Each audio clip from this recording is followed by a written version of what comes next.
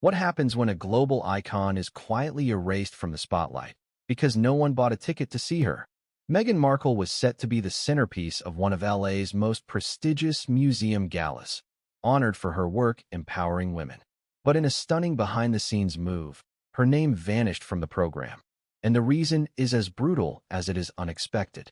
Tonight, we reveal the private emails, the broken deals, and why insiders say this is Meghan's most humiliating public moment yet. Stay tuned. This story changes everything. Before we continue, please hit the like button, subscribe to the channel, and turn on the notification bell for updates. What if a duchess, once hailed as a beacon of modern royalty and empowerment, was suddenly stripped of an honor not by scandal, not by controversy, but by something far more brutal: public indifference? That's exactly what appears to have happened behind closed doors in Los Angeles.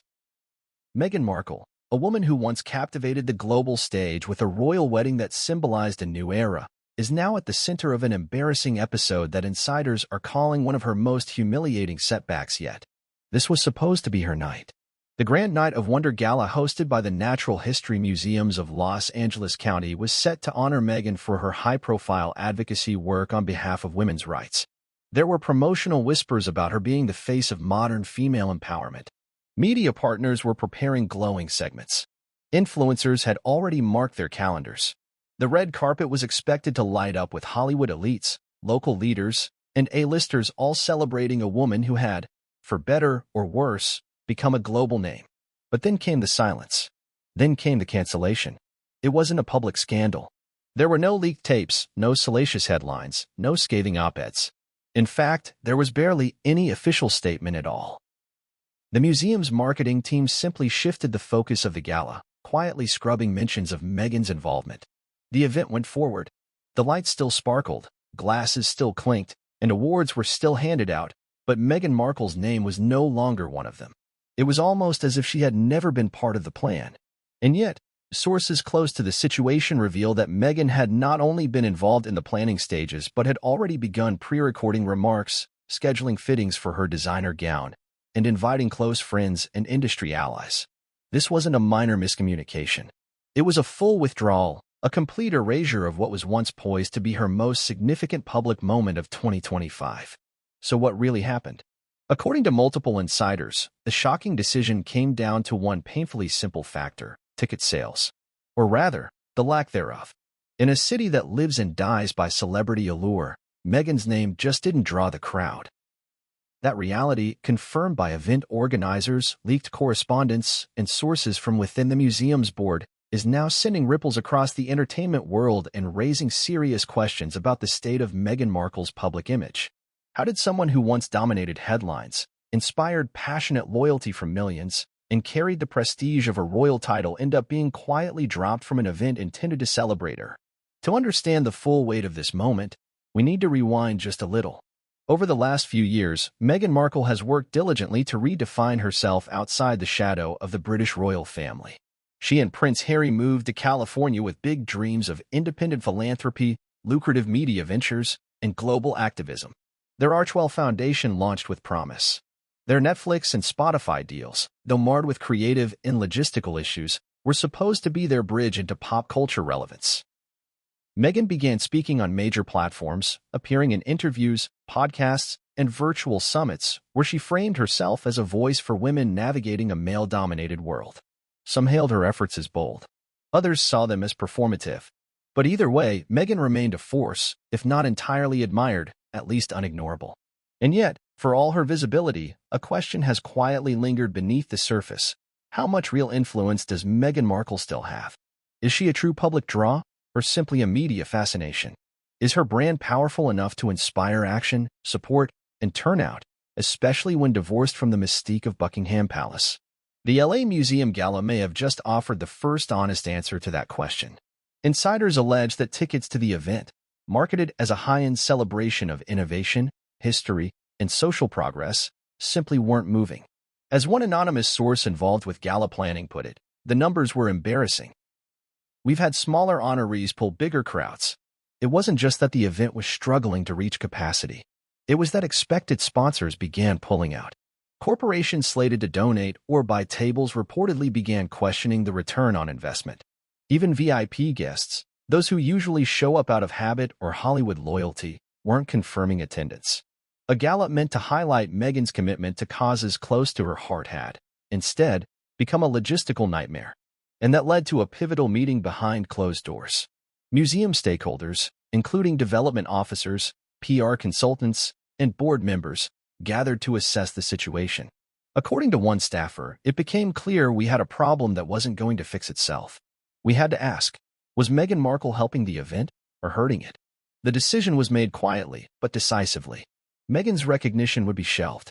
Officially, it would never be acknowledged that she was set to receive an award. Internally, communications were sent to staff to adjust the program and ensure that no lingering mentions remained in scripts, pamphlets, or online listings. The aftermath? Predictably stormy. Meghan, who had already begun preparing her speech and public messaging around the event, was reportedly furious. According to a source close to her team, she felt blindsided. There was no warning. One moment she's being honored, the next she's being ghosted. Some within her inner circle allegedly encouraged her to go public, to call out the museum or leak details of what happened. Others urged restraint, arguing that making the issue bigger might only reinforce the perception that her star was dimming. In the end, silence won. Meghan made no public reference to the gala at all. The media largely missed the story, and the museum didn't face any backlash. But within the Hollywood and philanthropic circles that actually matter, the donor class, the event planners, the power brokers, word spread fast. This wasn't just a PR hiccup. This was a warning sign. Because when institutions begin quietly pulling away from a celebrity whose brand is built on influence, it usually means something deeper has shifted. Supporters may still claim she's a visionary, a trailblazer, a misunderstood cultural figure. But decision-makers, those who bet real money and reputations on celebrity partnerships, are increasingly unsure. In the business of image, the perception of demand is everything. And right now, Meghan Markle is looking like a gamble with too few rewards. But is this really the start of a downward spiral?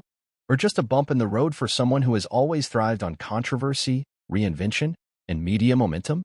That's exactly what we'll explore in the chapters ahead. We'll take you behind the scenes of the Night of Wonder Gala, who was there, who wasn't, and why the museum chose to distance itself from a royal. We'll uncover the brutal internal memos, the metrics that scared sponsors, and the real opinions circulating about Meghan within LA's power circles. We'll look into the public response, or lack thereof. Was this a case of cultural overexposure? Did Meghan's critics finally win? Or did the audience simply stop caring? And finally, we'll ask the big question. What does this say about celebrity influence in 2025? And how far can it take someone when the cameras stop clicking? So, if you thought Meghan Markle had left the headlines behind for good, think again. The story is just beginning, and the next chapter might be the most revealing one yet. The Night of Wonder Gala has long stood as one of Los Angeles' most refined and meaningful cultural events. Hosted by the prestigious Natural History Museums of Los Angeles County, this annual gathering brings together scholars, celebrities, philanthropists, scientists, artists, and political figures in a unique celebration of progress, innovation, and legacy. Its mission? To raise funds for one of the most important public institutions in the country, while honoring those who contribute to shaping a more inclusive, forward-thinking world. But what started as a noble night of recognition and fundraising would become a quiet stage for one of Meghan Markle's most controversial professional humiliations. To understand why Meghan's involvement was initially seen as a perfect match and why it failed so dramatically, we must first examine what this gala represents. The Natural History Museums of Los Angeles County are no ordinary cultural institution. Spanning everything from ancient fossils and space science to sociopolitical exhibits and modern environmental concerns, the museums serve over 1 million visitors annually. They're a place where education meets spectacle, where the past and future are equally honored. The Night of Wonder Gala is the crown jewel in their yearly calendar, a glittering celebration held not for ego, but for expansion, sustainability, and outreach.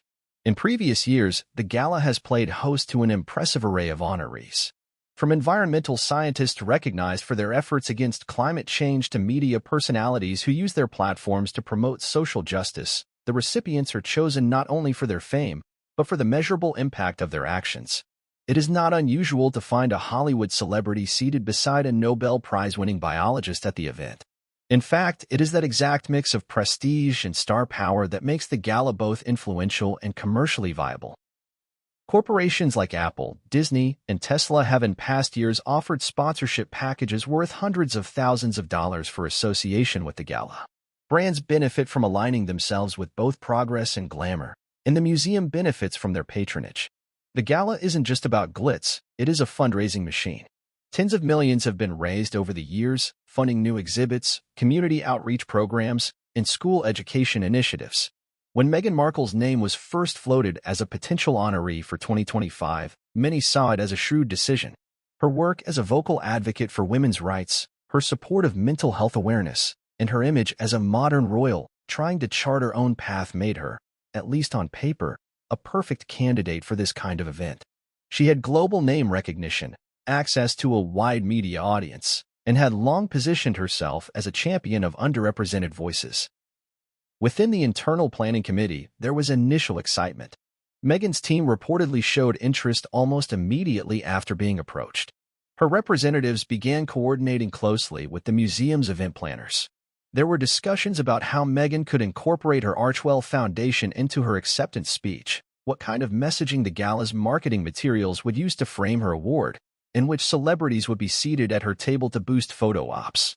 There was even early talk of having Meghan record a short educational video to be played during the gala, highlighting the museum's work from a woman's empowerment perspective. In late 2024, an internal email circulated between museum curators and gala staff noting the potential PR amplification of Meghan's involvement. One sentence stood out in particular: "If we secure Meghan Markle as an honoree, we guarantee national press." Period.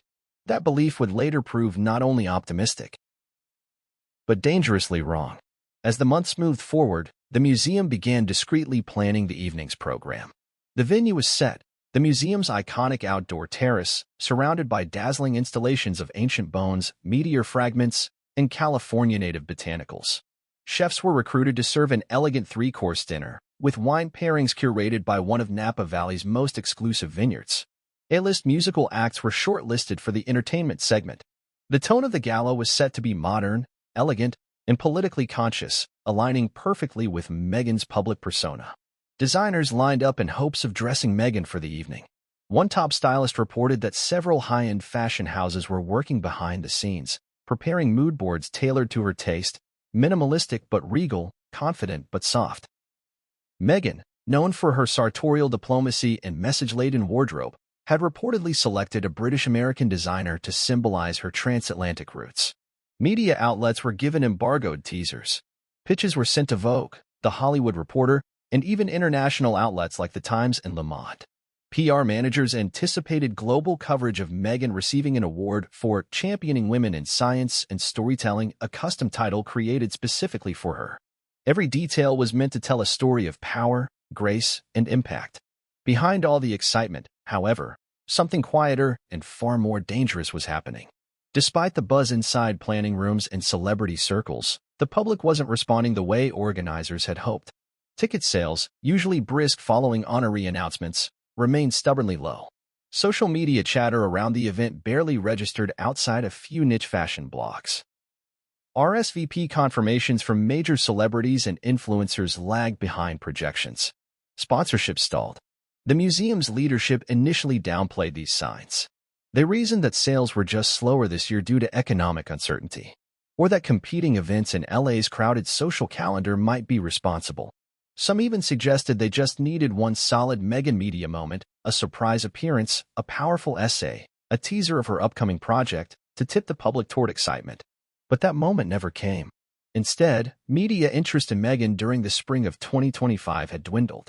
Most headlines were dominated by other figures: Kate Middleton's health recovery, Prince William's upcoming birthday, international politics, celebrity divorces, and viral internet stories that eclipsed Meghan's usual press dominance. The gala, meant to revive Meghan's presence in the public eye, was being crushed under the weight of low demand and overestimated influence. Within the museum's fundraising department, alarm bells started ringing. Tables that should have sold for $50,000 each remained vacant. Major sponsors were asking for updated projections. One marketing director reportedly warned the board that the gala was on track to lose money, a rare and serious risk for an event that had historically been the museum's biggest annual revenue generator. At this point, conversations within the board shifted. Was Meghan still a viable draw for the museum? Could they risk going forward with her as the central figure when it looked increasingly likely that the event could become a high-profile embarrassment? The internal dilemma was not just about money. It was about reputation. Would donors and local officials perceive the gala as a failure if seats were empty and Meghan was front and center? Would photos of half-filled tables tarnish the event's long-standing prestige? Was it worth sacrificing the financial success of the evening for the sake of honoring someone who, despite her past star power, no longer seemed to carry the influence organizers had banked on? For Meghan Markle, image has never been a casual matter. From the moment she transitioned from actress to royal, every outfit, speech, interview, and public outing has been carefully constructed to convey a specific message. Since stepping back from official royal duties with Prince Harry, Meghan has worked diligently to build an identity rooted not in the monarchy, but in activism, philanthropy, and cultural relevance. The Night of Wonder Gala, then, wasn't just another event on her calendar. It was part of a larger strategy to reassert control over her narrative and reestablish her as a respected voice in public discourse. Months before the gala was scheduled to take place, Meghan's PR machine began spinning. Subtle, strategic mentions began appearing in magazines and entertainment news. Markle poised for major philanthropic recognition in Los Angeles, or the Duchess of Sussex may be returning to the spotlight with a surprising public honor. These types of stories didn't name the gala directly, but their presence was no accident. The goal was to create buzz, to seed the narrative that Meghan's public value was being reaffirmed by respected institutions. Behind the scenes, her team was working with purpose. According to insiders, her public relations representatives, some of whom had previously worked for high-profile Hollywood names, were in talks with stylists, media consultants, and even documentary crews. The intention wasn't just to accept an award, it was to make the gala a defining moment in her post-royal career. In meetings, the term soft reboot was reportedly used. This wasn't about simply appearing. It was about reintroducing Meghan to an audience that had grown weary, indifferent, or confused about who she was and what she stood for. The plan was multi-layered. First, there was a wardrobe strategy. Meghan's past fashion choices have often communicated deeper meanings. Whether it was the olive green Givenchy dress she wore to meet the Queen, or the custom Dior gown she chose for a Commonwealth Day service, each garment told a story. For the Night of Wonder Gala, she and her team reportedly sifted through design portfolios from both emerging women designers and legacy fashion houses. The message they were crafting was intentional. This was not a celebrity in crisis. This was a woman with class, cause, and credibility. Second, there was the speech. Meghan's speeches, from the UN Women's Conference to her famous virtual addresses during the pandemic, have always aimed to be polished, emotional, and forward-thinking. For this gala, she was said to be preparing remarks that would speak to the intersection of history, science, and womanhood. A leaked outline suggested references to trailblazing female scientists, the importance of inclusive education, and even a nod to her mother's influence on her worldview. Third, her team was planning a rollout across digital platforms.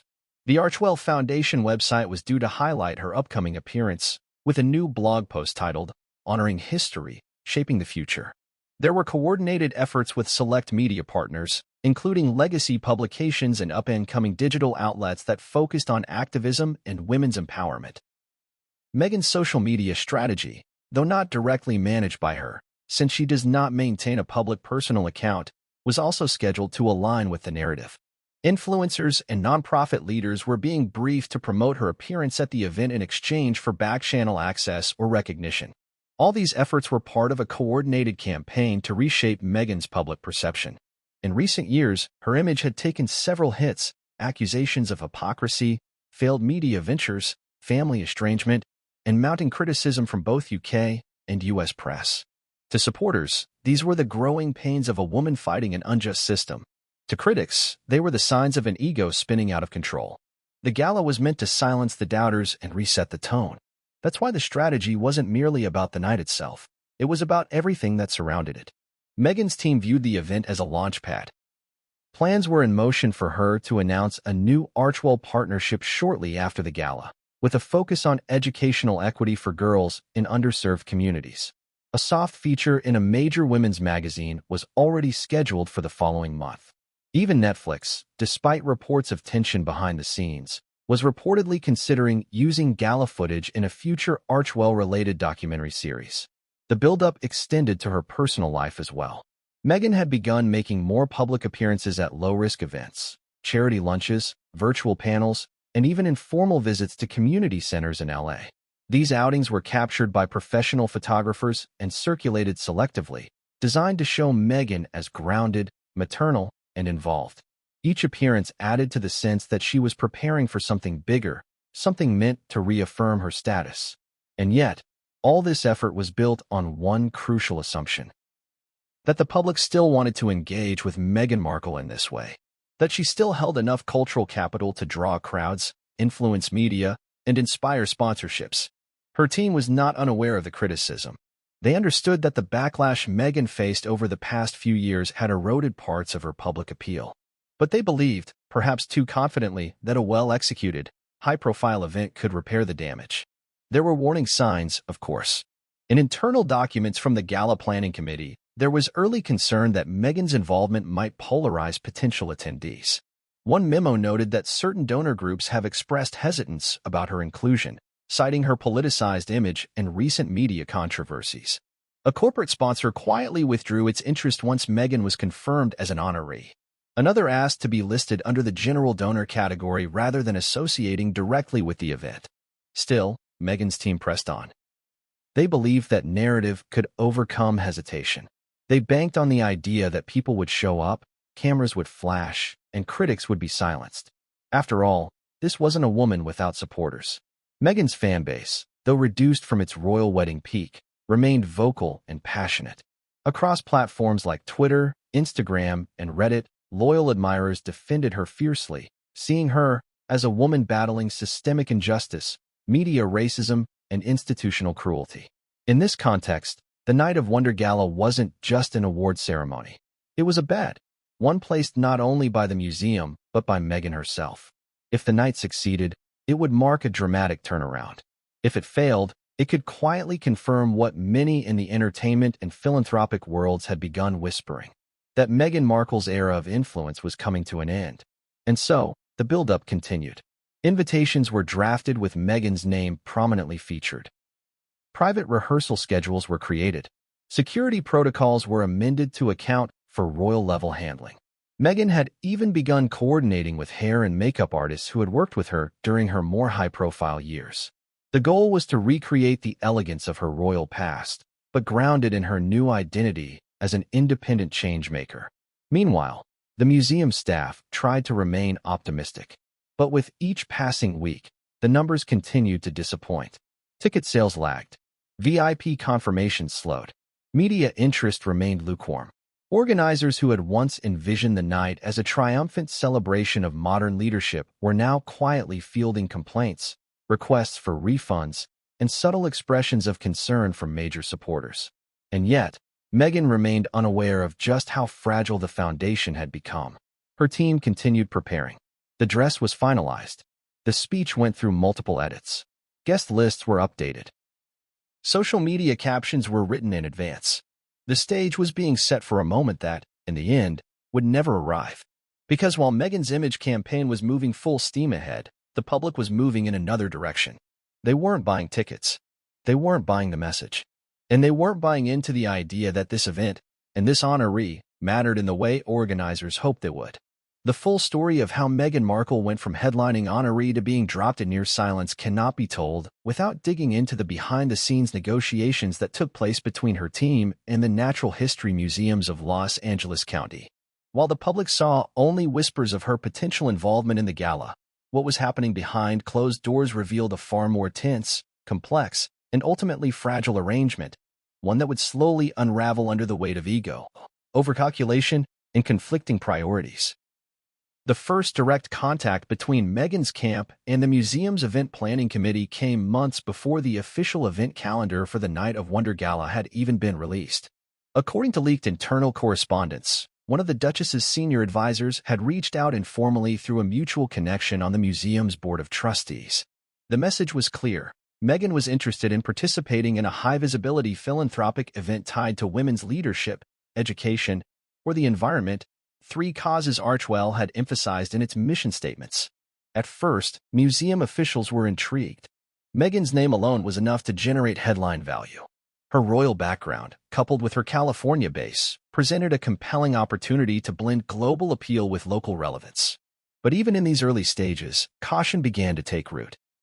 According to one insider involved in the museum's programming team, there were concerns from the outset about the conditions attached to Meghan's participation. The museum had worked with high-profile individuals before, Oscar winners, best-selling authors, and international scientists. But never had they encountered a prospective honoree with so many layered expectations. The initial ask from Meghan's team appeared standard enough. A confirmation that the event would highlight her advocacy work for women and girls, and that her segment of the gala would include time for a formal speech. The museum agreed. This was customary for all honorees. But quickly, the requests began to pile up. One early red flag involved seating arrangements. Meghan's team reportedly submitted a detailed list of preferred guests and demanded control over who would be seated at her table. In addition, there were concerns raised about proximity to certain individuals. Specifically, past critics in the entertainment industry, tabloid journalists, and even other celebrity guests with whom Meghan was rumored to have strained relationships.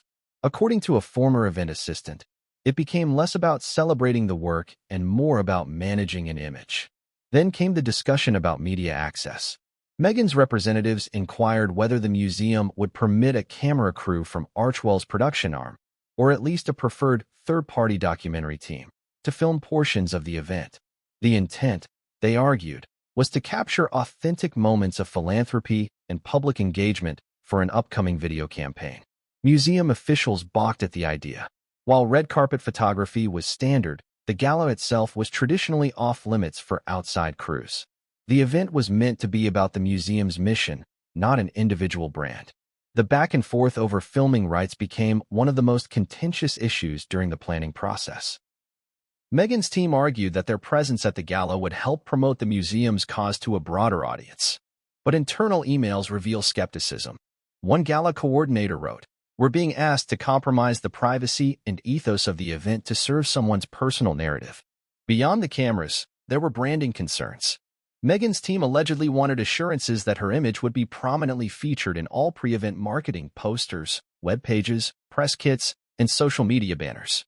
They also requested pre-approval over the language used to describe her and the nature of the award.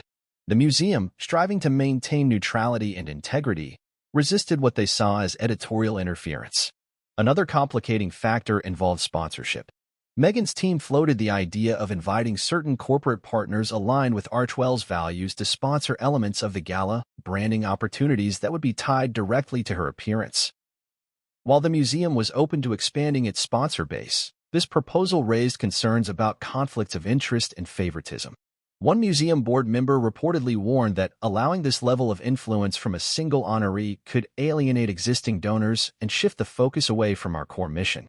Meanwhile, within Meghan's inner circle, frustration was growing. They believed the museum was failing to grasp the opportunity at hand. As one source familiar with Meghan's thinking explained, she wasn't asking to take over the event. She wanted to elevate it. The idea that her involvement could be anything less than beneficial just didn't make sense to her team. The negotiations dragged on for weeks.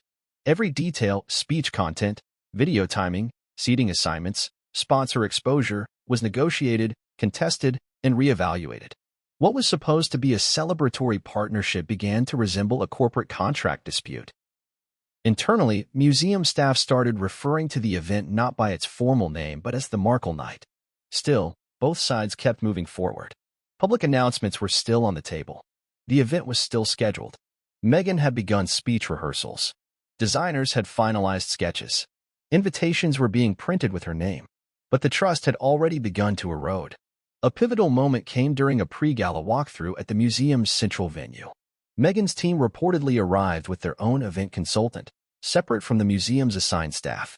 The consultant began suggesting changes to the lighting, the order of presentations, and even the table layout, allegedly to accommodate optimal filming angles for the possible video crew. Museum personnel were stunned. According to one witness, they acted like they were co-producing the event. Following the walkthrough, a tense call was held between museum executives and Meghan's senior PR liaison. Sources claim voices were raised. Museum officials reiterated their concern that the gala was being treated less as a platform for shared advocacy and more as a vehicle for a personal comeback tour. Meghan's team, in turn, expressed disappointment in the museum's lack of flexibility and inability to leverage a global platform for greater good. At this point, some board members began to push for a reevaluation of Meghan's role in the gala. Ticket sales had not improved.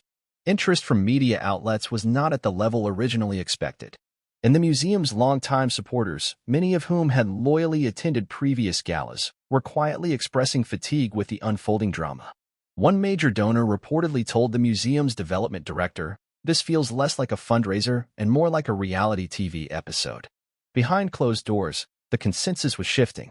The event, initially envisioned as a showcase of Meghan's positive impact, had become a high-risk gamble. There were now fears of walkouts, boycotts, or worse, an empty ballroom on gala night. Several senior staffers began preparing contingency plans, revising the program to potentially remove Meghan's segment, and adjusting the schedule to spotlight other museum partners who could be leaned on for support. The final decision to withdraw Meghan's award recognition came in the form of a memo circulated to senior event staff. It didn't mention her by name.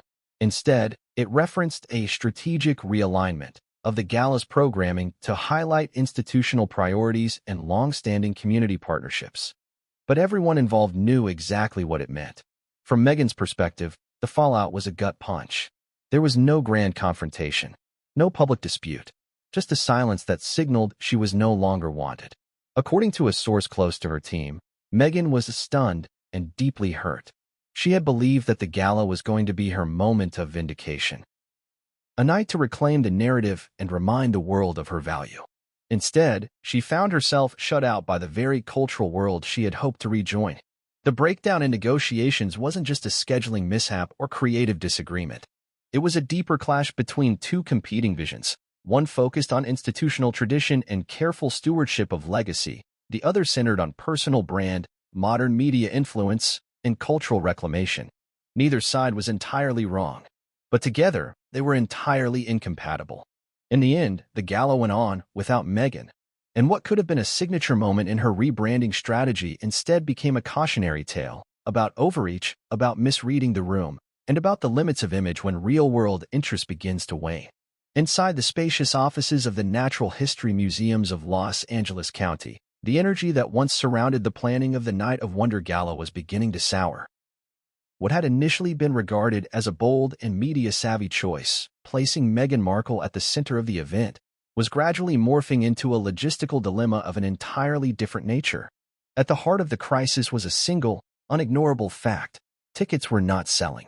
The Night of Wonder Gala had always been a cornerstone of the museum's fundraising efforts. Historically, the event was a guaranteed success, often selling out within weeks of ticket release.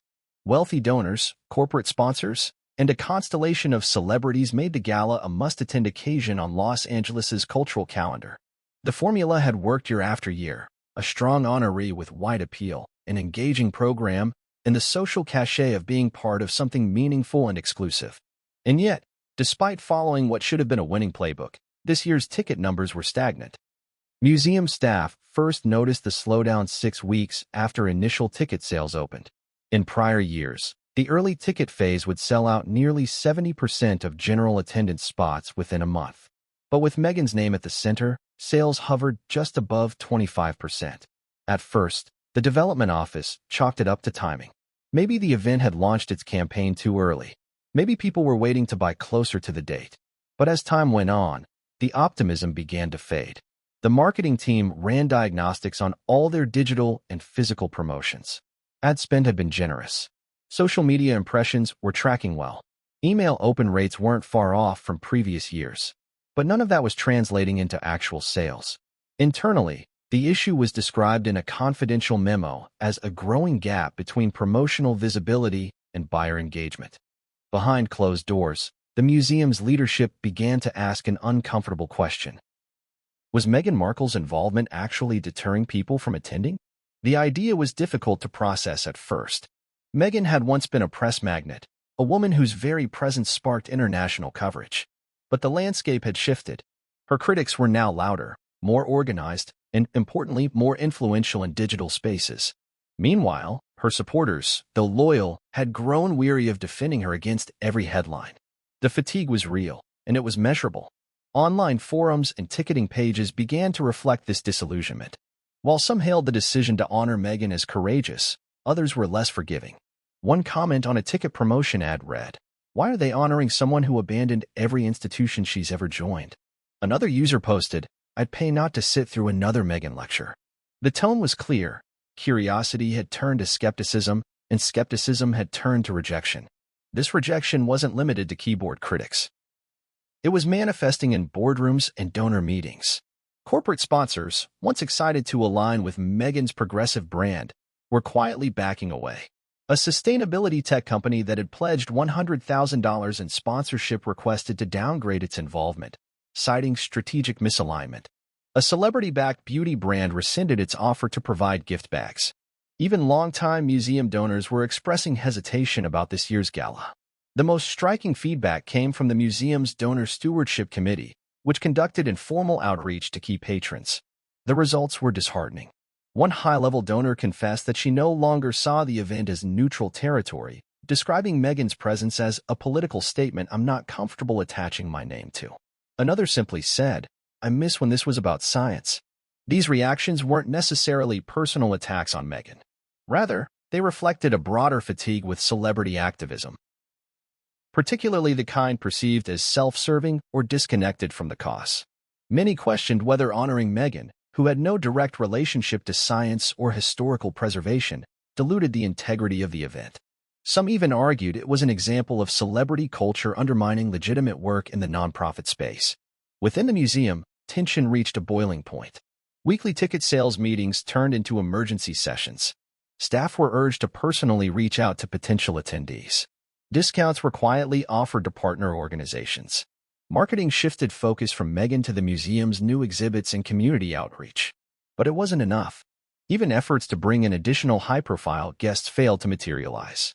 Several well-known figures declined invitations or were unavailable. Others, wary of the controversy, gave vague responses and never confirmed. For an event that once boasted red carpet lines rivaling the Oscars, the prospect of empty tables and sparse media turnout was devastating. Behind the scenes, organizers began discussing worst-case scenarios. Would they have to cancel the gala entirely?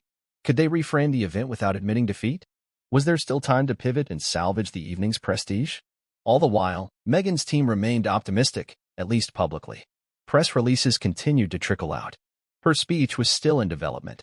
A designer had completed her custom gown. Her stylists, makeup artists, and photographers were all under contract.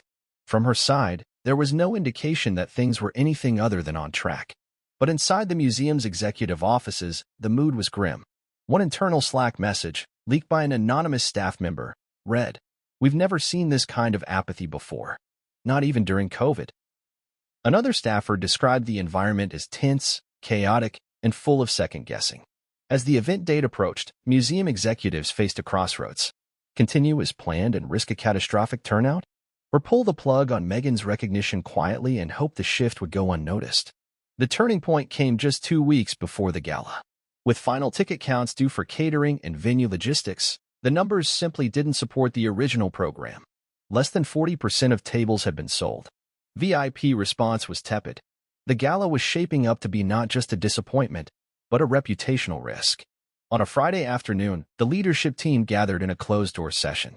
Present were the head of development, the chief curator, senior event coordinators, and the museum's president. The mood was serious. The stakes were clear. And the decision, though painful, was unanimous. Meghan Markle would no longer be formally honored at the event. No announcement would be made. Her name would be quietly removed from the printed materials. The award would be reassigned to a well-respected local educator who had partnered with the museum on a long-running outreach initiative. The shift was positioned as a return to community-centered values. The decision sparked immediate fallout. Meghan's team, blindsided and furious, reached out demanding an explanation. They were met with a carefully worded statement thanking her for her interest and praising her ongoing work and social impact. No further elaboration was given. The absence of an official announcement allowed both parties to save face, at least publicly. But internally, the damage was done. For Meghan, the snub represented a rare, unspinnable defeat. For the museum, it was a lesson in risk assessment, celebrity culture, and the fragile balance between fame and mission. There was no formal press release, no dramatic announcement, no scandalous headline splashed across the front page of any newspaper. In fact, to the casual observer, the decision to withdraw Meghan Markle's award from the Night of Wonder Gala passed almost entirely unnoticed. But for those involved, museum staff, event organizers, donors, and Meghan's inner circle, the fallout was immediate, palpable, and full of tension. A decision that had been brewing quietly for weeks was now playing out in real time, with all the chaos, confusion, and hurt feelings that inevitably follow when celebrity optics meet institutional priorities. It began, appropriately, with silence. The Natural History Museums of Los Angeles County had finalized their decision to withdraw Meghan's award on a Friday afternoon. Within hours, internal teams were instructed to scrub her name from all upcoming promotional content. Drafted speeches were edited. Event programs were reprinted. Mentions of Meghan's role as honoree were removed from the website. Even email templates set to go out to sponsors and media partners were rewritten. The erasure was swift and surgical. On Monday, when Meghan's team logged onto the museum's Gala webpage to check for a final promotional push, they found a different narrative. Her name was gone. So was the description of her advocacy work. So was the teaser for her upcoming speech. In its place was a general announcement celebrating community educators and museum collaborators, with a photograph of a smiling science teacher from South Central Los Angeles who had worked with the museum for over a decade. Meghan's communications director immediately contacted the museum's events team, expecting some kind of explanation, a delay, a technical glitch, perhaps even a misunderstanding. What she got instead was a carefully worded response that offered nothing specific. "We've had to make some last-minute adjustments to the evening's programming in order to best align with our ongoing educational mission," it read. "We are incredibly grateful for the interest and support we've received from a wide range of thought leaders and advocates, including the Duchess of Sussex, whose commitment to social impact continues to inspire." It was, to put it mildly, a corporate non-answer. Behind the wording was a clear message. The decision had been made, and it wasn't up for negotiation. Inside Meghan's Montecito home, the mood turned icy. According to insiders, she was stunned. Her team had been preparing for the gala as one of the most significant events on her calendar. The speech she'd written wasn't just another moment of advocacy. It was going to be a statement of purpose, a recalibration of her brand, a reminder that she remained a figure of substance and significance. And now, all of it had evaporated without so much as a phone call. For several hours, her team debated their options. Should they confront the museum publicly? Leak the story to a sympathetic journalist? Threaten legal action? Some within her circle advised going on offense, spinning the narrative as yet another example of an establishment institution being intimidated by a woman of color speaking truth to power. Others warned that such a response would only confirm the growing public sentiment that Meghan was difficult to work with and overly image-conscious. In the end, they chose silence, at least for the moment. Still, the fallout was hard to contain. Stylists and makeup artists who had been scheduled for the event were told to stand down. Designers who had prepared custom dresses were quietly informed that the appearance was off. A media partner that had been planning an exclusive behind-the-scenes feature pulled their story altogether. Even Archewell staff who had drafted celebratory content for the Foundation's website were told to delete it immediately. But while the public heard nothing official, whispers began to circulate quickly within industry circles. At a private lunch in Beverly Hills, an entertainment editor for a major glossy magazine was overheard telling colleagues that Meghan just got dropped like a bad habit. A PR firm that had collaborated with the museum on past events received word that the honoree situation went nuclear. Invitations that had been sent out weeks earlier, which named Meghan prominently, were being followed by a quiet flood of emails from attendees asking, "Is she still attending?" The museum, for its part, tried to move forward with composure. A revised version of the gala's press release was issued, this time focusing on the museum's mission to elevate the voices of educators, historians, and unsung community heroes. There were no signs of controversy, no mention of last-minute changes. But those close to the situation knew the truth. The Night of Wonder Gala had just undergone a dramatic and unprecedented pivot, and no one involved was truly walking away clean. For Meghan, the emotional impact was considerable. According to sources familiar with her state of mind, she felt undermined, blindsided, and deeply disrespected. One friend described her as hurt, not just by the museum, but by what it said about her current standing in the public eye. In private, she allegedly questioned whether she should continue engaging in public partnerships at all, if even a well-intentioned appearance could end so abruptly. There was also the question of optics. Meghan, who had cultivated an image of empowerment and resilience, now had to navigate a situation where silence could be interpreted as defeat. But saying anything, especially publicly, would risk escalating a situation she couldn't fully control. The fear, as one media strategist close to her put it, was that any public reaction would draw attention to something most people hadn't noticed. Better to let it fade. Still, damage control was underway. Her team shifted focus to future appearances. Scheduled interviews were retooled. Blog posts were reoriented toward broader themes like mental health and motherhood. A planned announcement about a new partnership with an educational nonprofit was moved up on the calendar in hopes of generating a more favorable headline. Internally, Archwell advisors began discussing the importance of vetting partner institutions more rigorously code for ensuring that future collaborators wouldn't balk under pressure. Meanwhile, the museum was dealing with its own internal reckoning. Though they had successfully avoided a public relations debacle, staff were divided over the handling of Meghan's removal. Some felt the decision was necessary, even courageous, in order to preserve the integrity of the gala. Others believed it had been mishandled, too abrupt, too secretive, and ultimately too disrespectful of someone who had, at the very least, expressed genuine interest in supporting the museum's mission. One staff member, speaking under condition of anonymity, said, "It felt like we ghosted her." No matter how you feel about Meghan Markle personally, that's not how you treat someone you invited into your space. Another disagreed, saying, "We had to protect the event. It was spiraling.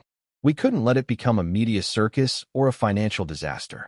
In the weeks following the gala, post-event evaluations confirmed the museum's worst fears about the original programming. Early ticket sales had been historically weak. Social media sentiment had been split down the middle. Major donors had expressed concern about the politicization of the honoree selection. In the final analysis, the pivot had likely saved the gala from irrelevance, or worse, ridicule. Yet the damage to Meghan's public standing, while subtle, was real. For the first time, an institution had withdrawn its support without public scandal, and no major media outlet had rushed to her defense. No groundswell of celebrity solidarity emerged. There was no online petition demanding she be reinstated. In the court of public attention, the moment passed largely unnoticed. And for a figure like Meghan, whose power has always been tied to visibility, to relevance, to presence, that absence may have been the most damning judgment of all. When the decision to pull Meghan Markle's recognition at the Night of Wonder Gala was finalized and quietly executed, a ripple of confusion swept through her camp. The weeks of planning, rehearsals, outfit fittings, and speech drafts had led to an abrupt, wordless dead end. On the outside, there were no headlines, no social media firestorm, no public mention of what had transpired. But inside her Montecito estate, the mood was anything but quiet. The initial reaction was disbelief. According to individuals with knowledge of the situation, Meghan first assumed the change was a scheduling error or a technical issue. Her team reached out quickly to confirm that her segment in the program had simply been moved or delayed. But as the days passed and no further clarification came from the museum, the situation crystallized into something far more serious. This wasn't an accident. This was a decision. Deliberate, calculated, and final. Friends close to Meghan reported that she was stunned, not just by the withdrawal itself, but by the manner in which it was done. There had been no phone call from museum leadership, no warning signs or opportunities to renegotiate or salvage the situation. One friend described her reaction as a mixture of professional shock and personal betrayal. The museum, which she believed had courted her, now appeared to be treating her as a liability to be quietly erased. The silence was deafening. For someone whose public life had been defined by narratives, crafted statements, polished speeches, and bold declarations, this moment was uniquely paralyzing. Speaking out would draw attention to the incident.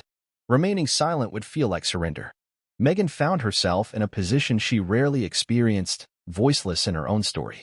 Behind the scenes, her team scrambled to assess the damage. Internally, Archewell communications staff were instructed to purge all content related to the event. Mentions of the gala were removed from upcoming newsletters. Scheduled Instagram collaborations with designers and stylists involved in preparing her look for the gala were canceled without explanation.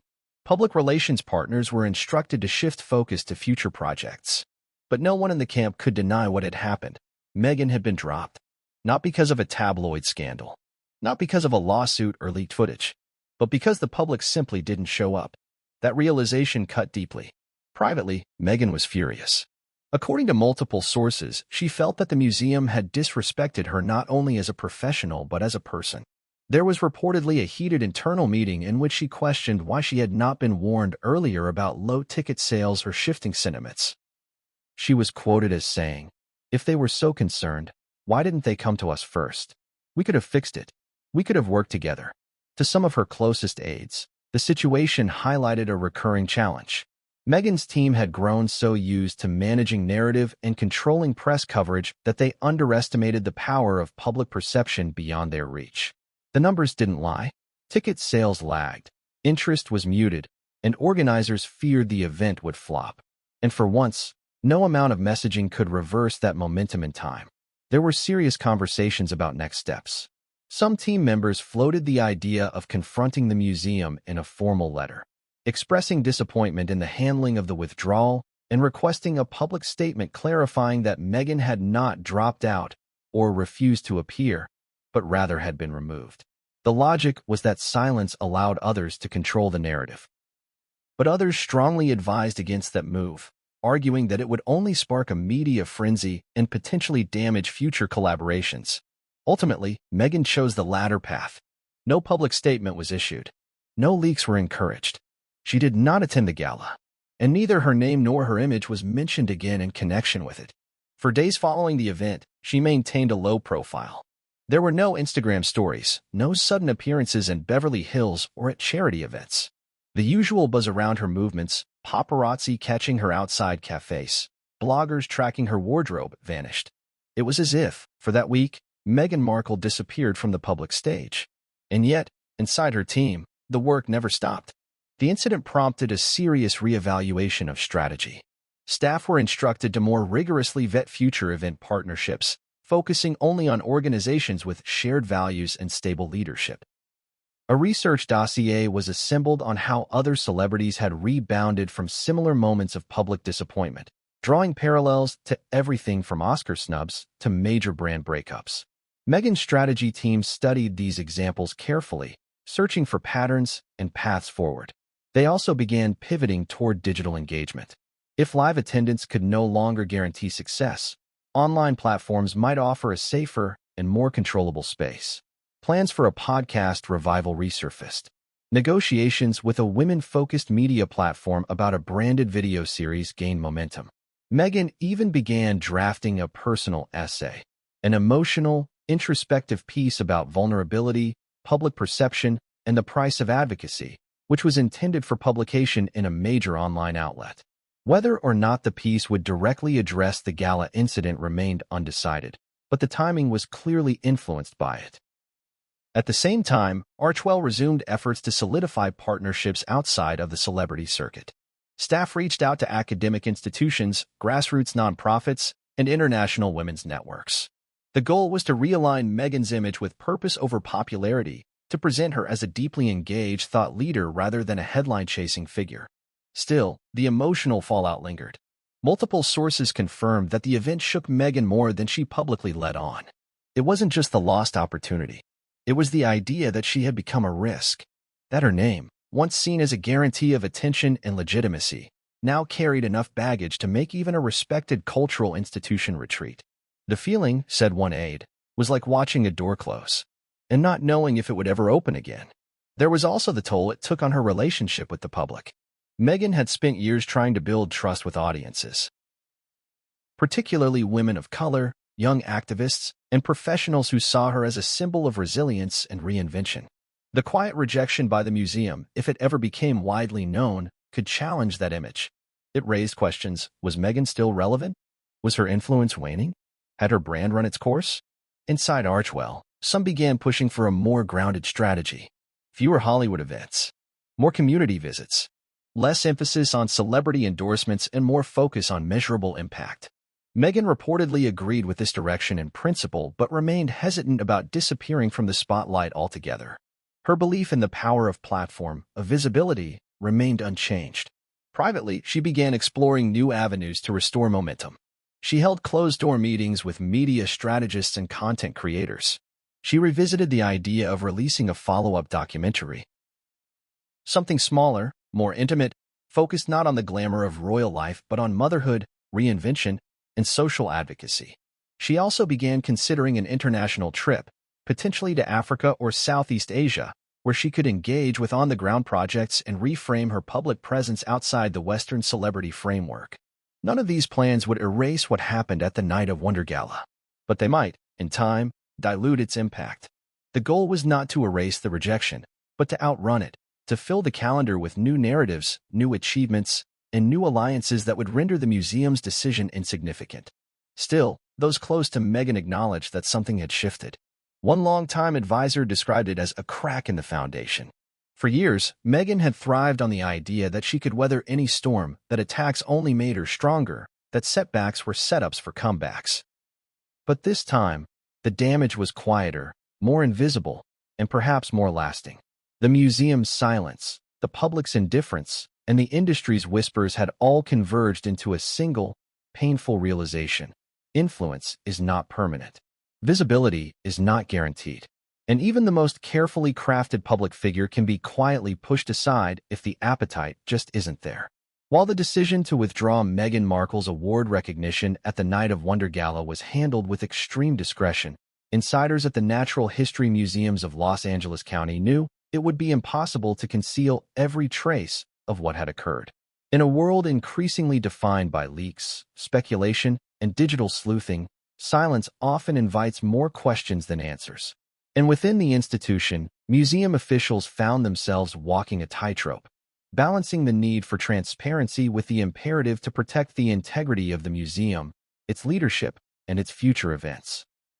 The first step the museum took was to internally align their messaging.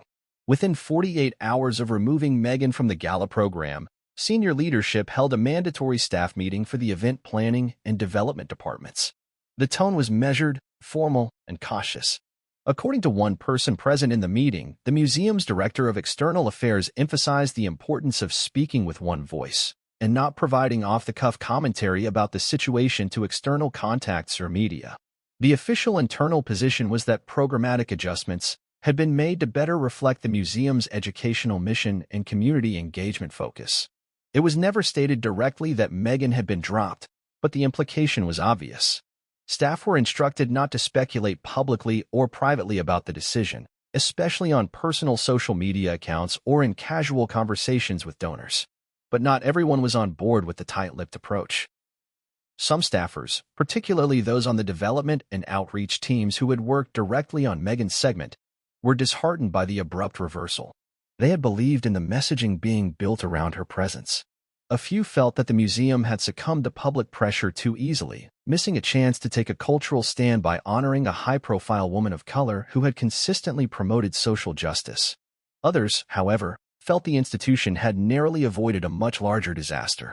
One senior curator who spoke anonymously said, "This was going to backfire, not because of who she is, but because of what the event was turning into. It wasn't a museum fundraiser anymore. It was becoming a media spectacle. That's not what we're about." Indeed, that concern about the gala being overshadowed by personality-driven drama was echoed by multiple board members. Several donors had reportedly expressed their discomfort directly to museum leadership, citing not only the tepid ticket sales, but also the overwhelming public discourse surrounding Meghan herself. The museum's longtime reputation as a nonpartisan, culturally educational space was seen as potentially compromised by aligning too closely with a figure who, despite her good intentions, had become a lightning rod for controversy.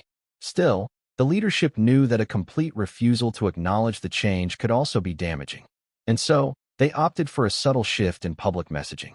Instead of celebrating Meghan's award in the run-up to the event, The museum began highlighting the achievements of other participants, educators, museum docents, and a local environmental scientist who had led community-based initiatives. A new press release went out to local media 3 days before the gala, reframing the narrative around grassroots leadership in underserved communities. The document made no reference to Meghan but noted a restructuring of this year's honoree lineup to reflect direct service contributions to LA County's learning ecosystem. For those who weren't aware of Meghan's prior involvement, it seemed like a natural pivot. For those who had been following along or were directly involved in earlier communications, the shift raised eyebrows. Reporters who had previously been pre-briefed about Meghan's role received updated talking points that omitted her entirely. A few reached out for clarification but were met with short, non-committal responses. "We've restructured the program to emphasize our educational partnerships this year." One journalist for a major Los Angeles news outlet recounted receiving a call from a museum publicist urging him to focus on the community heroes and avoid getting distracted by last-minute changes. The journalist, curious but not eager to lose access to the institution, chose not to pursue the angle further. But behind the scenes, questions remained. Had Meghan been dropped due to political pressures? Was the decision influenced by certain board members or influential donors uncomfortable with her presence? Or was it purely a commercial decision based on ticket sales and event viability? While museum officials avoided public commentary on these questions, internal emails, some of which would later be shared anonymously, painted a clearer picture.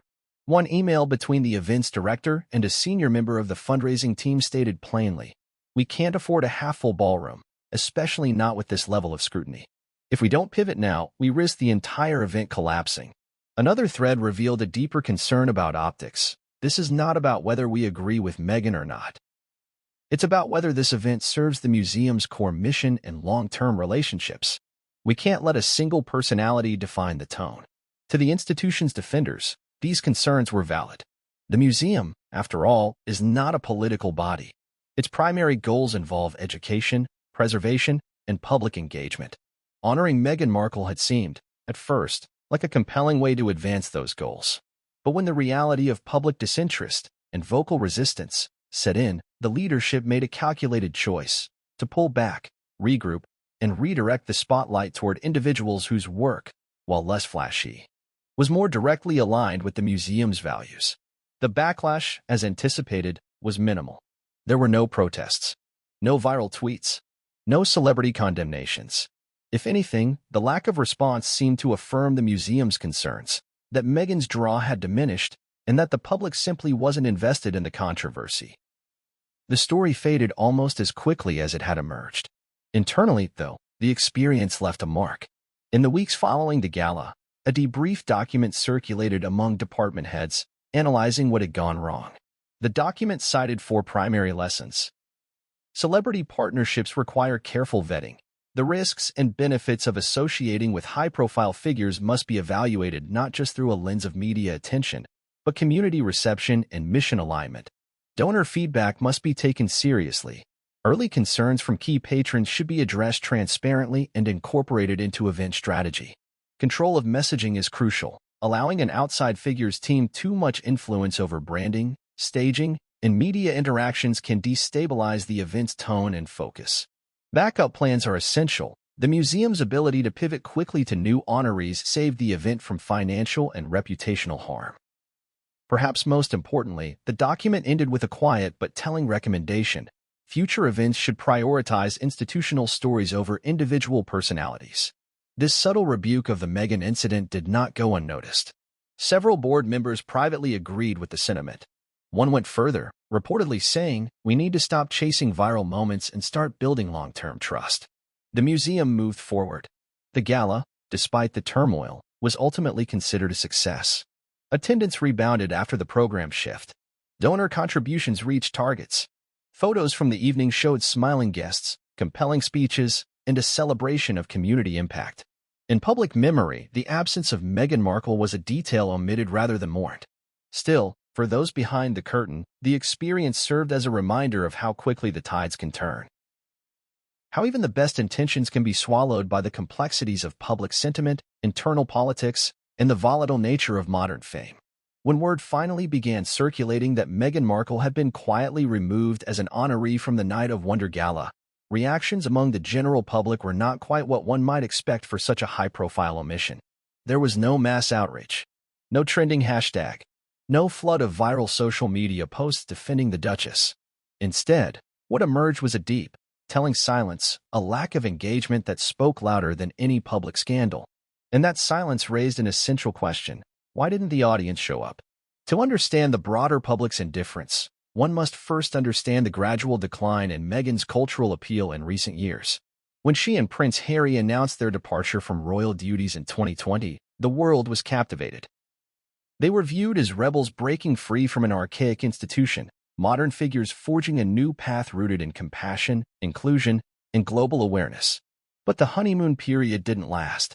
By the time 2025 rolled around, the public narrative had shifted dramatically. Where Meghan was once seen as a bold, progressive voice, she had now become a polarizing figure, one whose every move sparked debate, division, and fatigue. For some, she remained a powerful symbol of resilience. For others, she had become synonymous with overexposure, perceived hypocrisy, and a relentless pursuit of attention. This shifting sentiment played a major role in the public's response, or lack thereof, to her scheduled recognition at the gala. In online forums, social media threads, and comment sections, recurring criticisms surfaced. She wants to be a royal when it suits her, and a victim when it doesn't. Another staged appearance to boost her brand. Does she ever just support something quietly?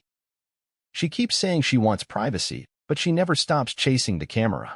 These weren't new criticisms, but they had gained traction over time. And more importantly, they were no longer confined to fringe groups or tabloids. They had begun to seep into mainstream conversations. The result was a kind of collective apathy. Not outrage, not condemnation, just a decision by many to quietly disengage. This apathy became especially clear in the weeks leading up to the gala. Ticket sales were dismal. Sponsorships lagged. Online chatter about the event was minimal. When the museum began quietly shifting its messaging away from Meghan, few people noticed, and even fewer cared. A deeper look into social media analytics surrounding the event paints a clearer picture.